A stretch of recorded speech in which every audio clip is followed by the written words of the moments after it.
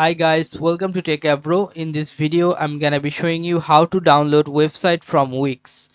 So the direct or the short answer is you cannot download the website from Wix. There is no permission or there is no feature that you can download a page from Wix. Okay, all you have to you can take screenshot of that uh, page, but you cannot download any page from Wix.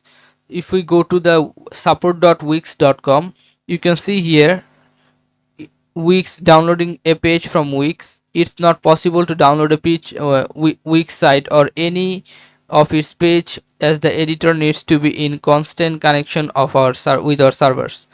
As such, it is not possible to work offline or save site pages to your computer. As a workaround, you can use print screen option to take a screen capture of your site of pages, but you cannot download any page from Wix. Okay, so you can see the answer you have got taken. So you have got your answer, guys. If you find this video helpful, then please give a thumbs up and don't forget to subscribe the channel.